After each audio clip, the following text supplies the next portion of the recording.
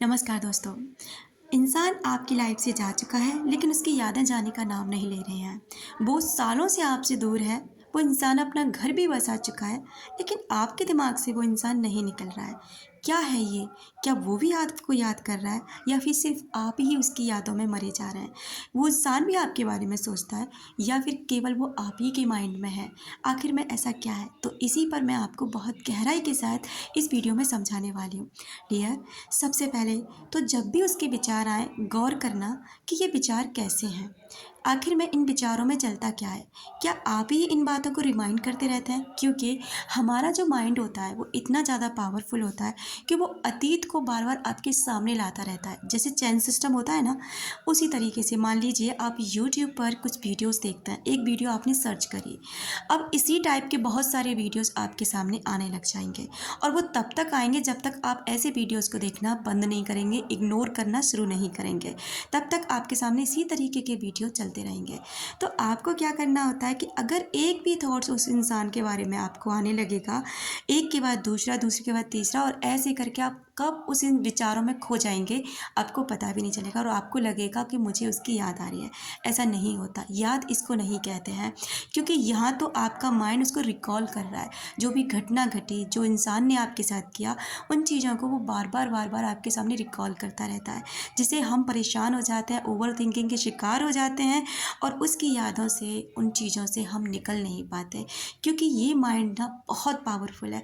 भगवान ने हमें जो शक्तियाँ दी ना, सबसे ज़्यादा पावरफुल हमें माइंड दिया है, लेकिन आज हमारा सबसे बड़ा जो दुश्मन है ना, वो यही है। यही हमें आगे नहीं बढ़ने देता, बार बार अतीत में खींच कर ले जाता है। इस पर दो ही काम रहते हैं, या तो अतीत में खींच कर ले जाना या फिर भविष्य के बारे में नए नए सपने बुनना। प्रेजेंट में रहना इसे बिल्कुल पसंद नहीं आता, लेकिन आपको क्या करना है, इसे ज़बरदस्ती पकड़ पकड़ के ना प्रेजेंट में लेकर के आना है।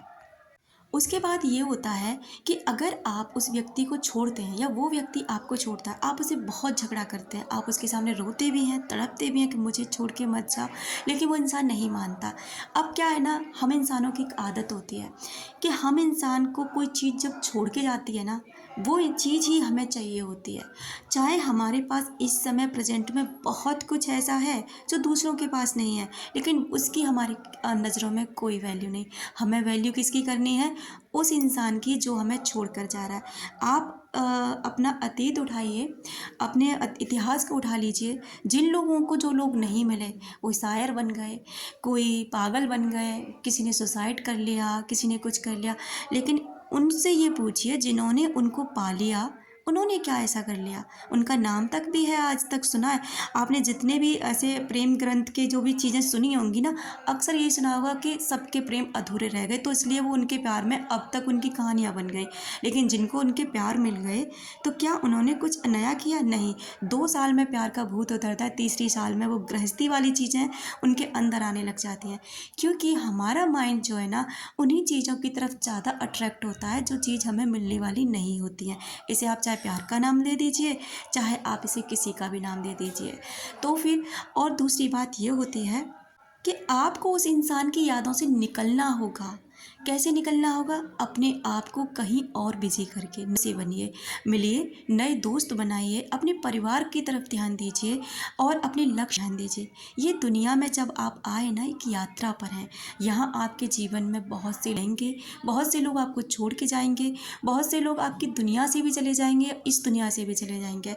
बहुत से लोग ऐसे भी होंगे कि अनकंडीशनली आपको लव करेंगे और बहुत से ऐसे भी आएंगे जिनको आप चाहने की कोशिश करेंगे, लेकिन वो आपको नहीं मिलेंगे।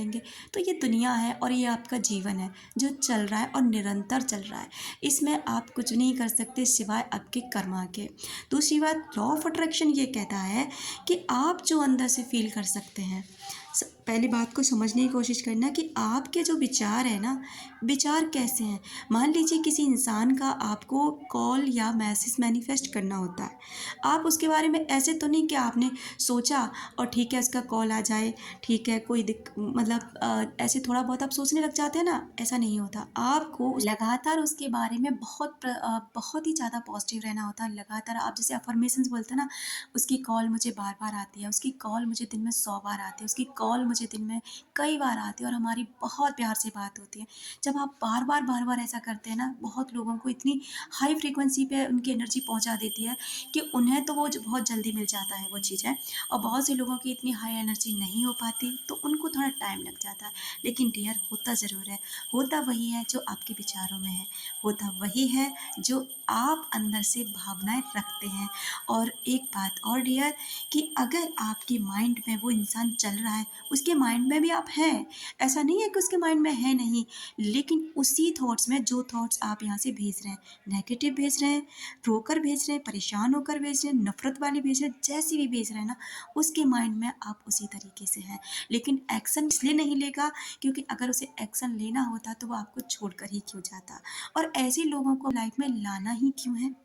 मुझे तो ऐसा लगता है कि ऐसे लोगों को बिल्कुल भी चांस नहीं देना चाहिए जो पहले आपकी लाइफ से खेल के जा चुके हैं, और आप लोग ना उन्हीं लोगों के पीछे पड़े हुए हैं कि नहीं हमें वही चाहिए। अरे बेस्ट करिए ना, अपना best husband, best partner manifest करिए ना, जो यूनिवर्स ने आपके लिए बनाकर कोई भेजा होगा। अगर इसी को भेजा होगा तो यही आपके पास लौट कर आ जाएगा, अच्छा बन के, सुधर कर। और अगर कोई और होगा इससे भी बेहतर, जो आपको बहुत जल्दी इस चीज़ से निकाल लेगा, तो कोई और भी आ जाएगा।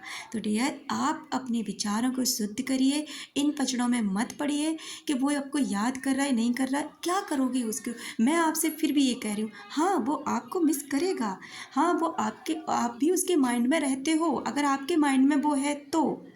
लेकिन इसका मतलब ये बिल्कुल भी नहीं है कि आप उसकी यादों में पड़े रहें, उसी गत में पड़े रहें और अपना जीवन नष्ट कर लें।